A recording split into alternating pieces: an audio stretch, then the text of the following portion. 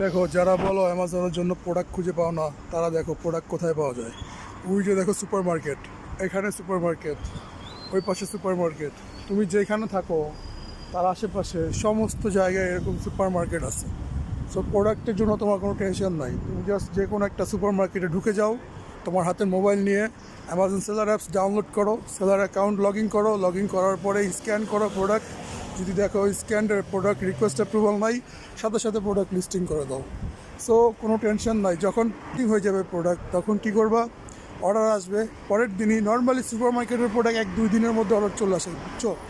So তুমি যখন listing করবা, আশা করি পরের দিনই অর্ডার চলে আসবে। ব্যাস, সুপার মার্কেটে আসবা, এসে প্রোডাক্ট উঠাবা, ব্যাস চলে যাবা। তারপরে অ্যামাজনের গাড়ি আসলে প্রোডাক্ট দিয়ে দিবা। This is call smart work, you know. Just use করতে হবে, সব কিছু রেডি আছে, তোমাকে জাস্ট এগুলো ইউজ করতে হবে। Good luck.